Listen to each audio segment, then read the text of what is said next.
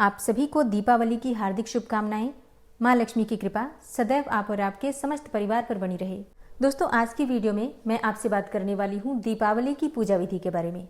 कार्तिक मास की कृष्ण पक्ष की अमावस्या तिथि प्रारंभ हो रही है 20 अक्टूबर 2025 को दोपहर 3:44 पर और अमावस्या तिथि का समापन होगा 21 अक्टूबर को शाम को 5:55 पर। ऐसे में इस बार दीपावली का पर्व कई स्थानों पर 20 अक्टूबर को तो कई स्थानों पर 21 अक्टूबर को भी मनाया जा रहा है। वैसे दीपावली में प्रदोषकालीन अमावस्या और निशीतकालीन अमावस्या महत्वपूर्ण मानी जाती है, तो ऐसे में 20 अक्टूबर को दीपावली मनाना श्रेष्ठ होगा। तो आप दीपावली कब मना रहे हैं, 20 अक्टूबर को या फिर 21 अक्टूबर को, कमेंट बॉक्स में ज़रूर बताइए। और अब जानते हैं कि पूजा का शुभ मुहूर्त क्या है। देखिए, दीपावली पर माता लक्ष्मी और भगवान गणेश की पूजा का शुभ मुहूर्त है शाम को प्रदोष काल में 5:46 से रात्रि 8:18 तक। ये प्रदोषकालीन पूजा का शुभ मुहूर्त है। और दूसरा मुहूर्त है वृषभ काल का। कहा जाता है कि वृषभ काल में मतलब स्थिर लग्न में अगर हम पूजा करते हैं माता लक्ष्मी की, तो स्थायी रूप से माता लक्ष्मी का वास हमारे घर में होता है और इसीलिए वृषभ लग्न में या फिर सिंह लग्न में माता लक्ष्मी की पूजा की जाती है। तो वृषभ काल की पूजा का शुभ मुहूर्त है शाम को 7:08 से रात्रि 9:03 तक। ये वृषभ काल का समय है। इस समय में विशेष रूप से पूजा आराधना आप कर सकते हैं। और इस दिवाली 20 अक्टूबर 2025 को भगवान गणेश और माता लक्ष्मी की पूजा का जो सर्वोत्तम मुहूर्त है वो समय कुल 1 घंटा 11 मिनट का है और ये समय प्रारंभ होगा शाम को 7:08 से रात्रि 8:18 तक। इसी बीच में विधि विधान से लक्ष्मी और गणेश की स्थापना करने से स्थिर रूप से माता लक्ष्मी का वास आपके घर में रहता है। ये जो मुहूर्त हैं, इन मुहूर्तों में आप विग्रह की स्थापना कर सकते हैं, आवाहन कर सकते हैं, कलश की स्थापना कर सकते हैं, विधि विधान से उनकी पूजा कर सकते हैं और मंत्रों का जप कर सकते हैं, हवन कर सकते हैं। अच्छा, इसके अलावा एक समय होता है महानिशीत काल का, जो कि अर्धरात्रि का समय होता है। इस समय में माता लक्ष्मी की पूजा करने से माता लक्ष्मी की कृपा विशेष रूप से आपको प्राप्त होती है। और महानिशीत काल की पूजा का शुभ मुहूर्त है रात्रि में 11:41 से रात्रि 12:31 तक। अर्धरात्रि महानिशीत काल में आप मंत्रों का जप कर सकते हैं और माता लक्ष्मी की स्तुति स्तोत्र इत्यादि पढ़ते हैं तो माता लक्ष्मी विशेष रूप से आप पर कृपा करती हैं। एक और समय होता है सिंह लग्न का। ऐसा कहा जाता है कि सिंह लग्न में जो भक्त माता लक्ष्मी की आराधना करते हैं उन्हें पैसा और पावर दोनों प्राप्त हो जाता है। जैसा कहा जाता है ना, राजाओं के समतुल्य जीवन हो जाता है सिंह लग्न में माता लक्ष्मी की आराधना करने से। और ये समय कब प्राप्त होगा, तो ये समय आपको प्राप्त हो रहा है 20 अक्टूबर को देर रात्रि 1:38 से सुबह 3:56 तक। तो जैसा कि रात्रि 12 बजे के बाद तारीख बदल जाती है, तो ऐसे में 21 अक्टूबर को आप ये कह सकते हैं जो आपको समय प्राप्त हो रहा है। तो 20 अक्टूबर 2025 को दीपावली पूजा के ये सभी शुभ मुहूर्त हैं। बात करें कि अगर आप धनवर्षा पोटली बना रहे हैं तो किस समय में बनाएं। देखिए, पोटली बनाने के लिए जो वृषभ काल का समय होता है ये सर्वाधिक श्रेष्ठ होता है। तो ऐसे में 20 अक्टूबर को शाम को 7:08 से रात्रि 9:03 तक धनवर्षा पोटली आप बना सकते हैं। ठीक है, विधि विधान से पूजा कर सकते हैं माता लक्ष्मी की और धनवर्षा पोटली उसी समय में आप बना लीजिए। और अब जानते हैं कि माता लक्ष्मी की पूजा आपको आज के दिन किस प्रकार से करना है। जब आप पूजा कर रहे हैं, जिस भी स्थान पर आप माँ की चौकी लगाना चाहते हैं वहाँ पर पहले साफ सफाई कर लीजिए, फिर उसके बाद गंगा जल का छिड़काव कर लीजिए, शुद्ध कर लीजिए उस जगह को। और फिर उस स्थान पर लकड़ी का एक पाटा या चौकी बिछाकर उसके ऊपर लाल रंग का एक कपड़ा बिछा दीजिए।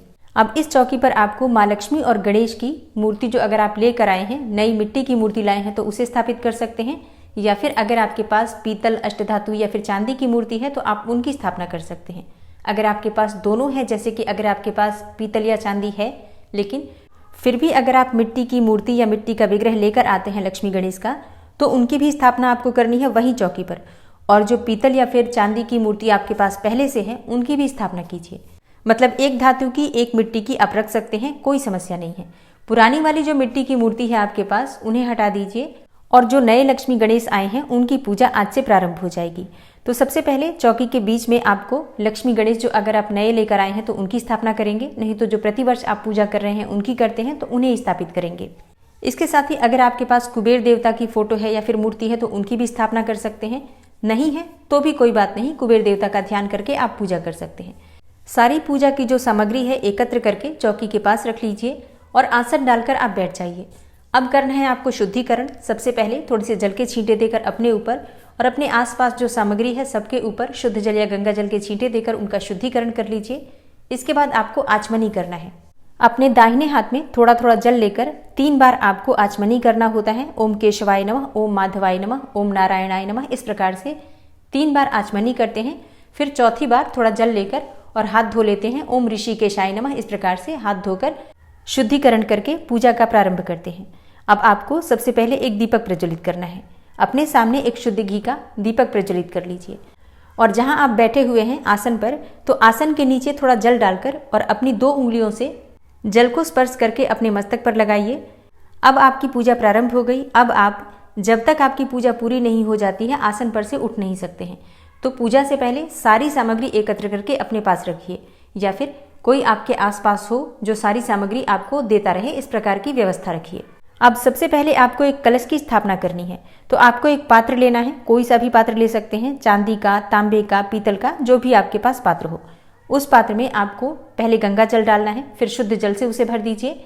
इसमें सिक्का, सुपारी, अक्षत, पुष्प डालकर, लौंग, इलायची डालकर और आपको एक कलश तैयार करना है। इसके ऊपर आपको रखना है पंचपल्लव, मतलब आम के या फिर अशोक के पत्ते रखकर, पंचपल्लव रखकर, और इसके ऊपर आपको एक रखना है पूर्ण पात्र। एक बर्तन में, मतलब कोई भी एक प्लेट ले लीजिए या फिर कटोरी ले लीजिए, उसी में थोड़े चावल रखकर, अखंडित चावल रखकर और कलश के ऊपर, पंचपल्लव के ऊपर रख दीजिए।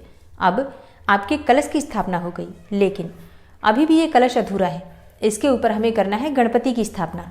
तो एक लीजिए आप सुपारी, उस सुपारी में कलावा लपेट दीजिए और गणपति मानकर कलश के ऊपर जो आपने पूर्ण पात्र रखा है उसी के ऊपर इस सुपारी को रख दीजिए। भगवान गणेश की स्थापना हो गई और अब इनकी पूजा कर लीजिए पंचोपचार विधि से।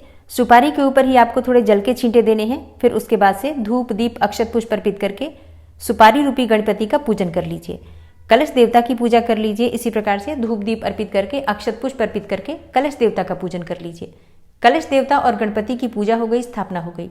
अब आपको माँ लक्ष्मी और गणेश की पूजा करनी है। लेकिन जब भी हम कोई विशेष पूजा करते हैं तो आवश्यक होता है नवग्रह की शांति करना, मतलब 9 ग्रहों का पूजन करना अत्यंत आवश्यक माना जाता है कोई भी विशेष पूजा हो।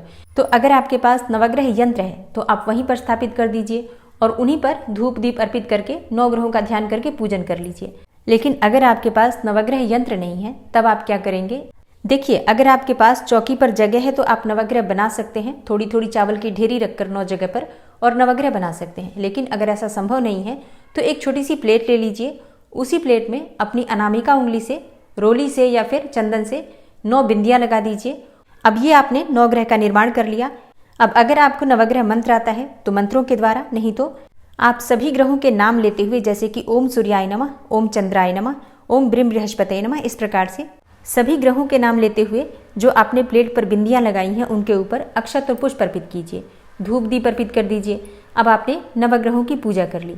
अब मान लीजिए कि आपको 9 ग्रहों के नाम नहीं आते हैं तो ऐसे में सिर्फ एक बार बोल दीजिए, ओम नवग्रह देवताभ्यो नमः, ओम नवग्रह देवताभ्यो नमः। इस मंत्र के द्वारा एक ही बार में आप इस मंत्र को बोलते हुए और बीच में थोड़े से अक्षत पुष्प रख दीजिए। सबके लिए आपने नवग्रह पूजन कर लिया। अब इसके बाद प्रारंभ होगी माँ लक्ष्मी की पूजा, क्योंकि नवग्रह शांति के बिना कोई भी पूजा न तो संपूर्ण होती है और न हो सकती है। तो ये 2 मिनट का काम है, जरूर कर लीजिएगा। अब जो आप विग्रह लेकर आए हैं माँ लक्ष्मी की, नया विग्रह, उनकी आप पूजा कर सकते हैं, या फिर जो भी आपके पास विग्रह स्थापित है वहाँ पर, जैसे कि पुराना विग्रह भी जो हम हर साल पूजा करते हैं उन्हीं की अगर हम पूजा कर रहे हैं तो चौकी पर जो हमने स्थापित किया है उनकी अब विधि विधान से हमें पूजा करना है। किस प्रकार से करेंगे? सबसे पहले भगवान गणेश की पूजा करेंगे। तो स्नान करवा सकते हैं अगर आपके पास विग्रह धातु का है तो, और धातु का विग्रह नहीं है तो स्नान का भाव करते हुए जल के और पंचामृत के छींटे दे सकते हैं। इसके बाद वस्त्र अर्पित कीजिए, कलावा तोड़कर, कलावे में से 2 टुकड़े तोड़कर, और वस्त्र और उपवस्त्र का भाव करते हुए लक्ष्मी और गणेश को अर्पित कीजिए। और इसके बाद यज्ञोपवीत भगवान गणेश को पीले रंग का अर्पित कीजिए। और अगर आपके पास यज्ञोपवीत नहीं है तो आप कलावे में से तोड़कर यज्ञोपवीत का ध्यान करते हुए अर्पित कर सकते हैं। अब जैसे कि आपने अभिषेक करा दिया, वस्त्र अर्पित कर दिए, यज्ञोपवीत चढ़ा दिया, अब आपको इत्र लगाना है और इत्र के बाद आपको तिलक करना है। तो भगवान गणेश को हल्दी और चंदन का तिलक कीजिए, कुमकुम का तिलक कीजिए। भगवान गणेश को सिंदूर का भी तिलक लगता है, पीला सिंदूर भगवान गणेश को अर्पित किया जाता है, और अक्षत भी तिलक के स्वरूप में भगवान को अर्पित किया जाता है, तो जरूर कर दीजिए। और माँ लक्ष्मी को सिंदूर अर्पित कीजिए। लेकिन देखिए, अगर आप महिला हैं तब तो आप माँ को सिंदूर लगा सकती हैं, लेकिन अगर आप पुरुष हैं, पूजा कर रहे हैं, तो सिंदूर से तिलक मत कीजिए माँ को। फिर आप अष्टगंध से या फिर कुमकुम से तिलक कर सकते हैं। इसके बाद धूप, दीप, अक्षत, पुष्प इत्यादि जो भी चीजें आपके पास उपलब्ध हो सभी चीजें एक एक करके भगवान गणेश को और माँ लक्ष्मी को अर्पित कीजिए। भगवान गणेश को पीले पुष्प अर्पित कीजिए, दूर्वा अर्पित कीजिए और माँ लक्ष्मी को लाल पुष्प अवश्य अर्पित करना चाहिए। आप चाहें तो आज के दिन कमल के पुष्प लाकर माँ को अर्पित अवश्य कीजिए।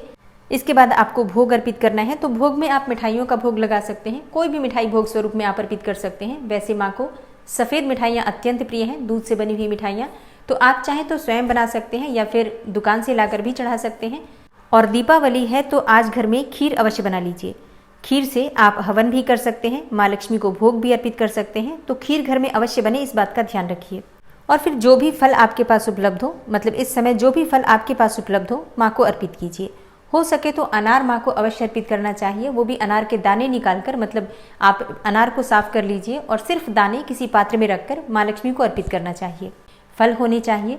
जो भी चीज़ें आपके पास उपलब्ध हो इन सभी चीज़ों को भोग स्वरूप में सभी देवी देवता जो भी चौकी पर विराजित हैं सबको अर्पित कर दीजिए। इसके बाद आपको पान का पत्ता लेना है। पान के पत्ते पर आपको लौंग, इलायची, सुपारी रखना है। भगवान गणेश को एक पान का पत्ता अर्पित कीजिए, मतलब इसी प्रकार से पान का बीड़ा बनाकर, और इसी प्रकार से माँ लक्ष्मी को एक पान के पत्ते पर लौंग, इलायची, सुपारी रखकर अर्पित कीजिए और भगवान कुबेर को भी। इसके बाद दक्षिणा स्वरूप कुछ पैसे वहीं पर चौकी पर जहाँ पर आप पूजा कर रहे हैं अर्पित कीजिए। जहाँ आपने भोग लगाया है भोग के पास ही रख दीजिए। भगवान गणेश, माँ लक्ष्मी और कुबेर देवता सबके लिए दक्षिणा स्वरूप कुछ पैसे रख दीजिए। इसके बाद आचमनी के लिए थोड़ा जल अर्पित कीजिए और इसके बाद आपके हाथ में थोड़ा अक्षत और पुष्प लेकर वहीं पर जहाँ पर आपने भोग इत्यादि अर्पित किया है अर्पित कर दीजिए। ये मन में भाव करते हुए कि पूजा पाठ में अगर किसी भी प्रकार का अभाव रह गया हो, कोई भी सामग्री कम या ज़्यादा हो गई हो, तो उसके लिए सर्वाभावे अक्षतानि समर्पयामि, मतलब किसी भी चीज़ के अभाव में अक्षत आपको अर्पित कर रहा हूँ या कर रही हूँ। इसके बाद आपको अपने दोनों हाथ जोड़कर और प्रार्थना करना है भगवान गणेश से, माँ लक्ष्मी से कि हे गणपति, आप मेरे घर में स्थायी रूप से विराजमान रहें। मेरे घर में जो भी विघ्न बाधाएं हैं उन्हें दूर करें। मेरे जीवन में आने वाली जो भी विघ्न बाधाएं हैं उन्हें दूर करके मुझे मेरे जीवन में सुख, समृद्धि, सफलता प्रदान करें। इसी प्रकार से माँ लक्ष्मी से आपको प्रार्थना करना है कि हे माँ लक्ष्मी, आप हमेशा श्री हरि विष्णु के साथ स्थायी रूप से आप मेरे घर में वास करें। मेरी पूजा, मेरी प्रार्थना स्वीकार करें। पूजा पाठ में किसी भी प्रकार की भूल चूक हुई हो तो आप मुझे क्षमा करें। आप मुझ पर प्रसन्न होकर मुझ पर कृपा करें। इस प्रकार से आपको प्रार्थना करना है। और जिस प्रकार से आपने माँ लक्ष्मी की पूजा की है, भगवान गणेश की पूजा की है, इसी प्रकार से कुबेर देवता, माँ सरस्वती या फिर माँ काली या दुर्गा, जिनको भी आपने चौकी पर स्थापित किया है, सबकी पूजा आप कर सकते हैं। और पूजा पूर्ण करने के बाद आरती जरूर कीजिए भगवान गणेश की और फिर माँ लक्ष्मी की। माँ लक्ष्मी की और भगवान गणेश की आरती करने का ये मतलब नहीं होता है, बहुत से लोगों को लगता है कि लक्ष्मी जी की आरती करो तो हम उनकी विदाई कर देते हैं, ऐसा नहीं होता है।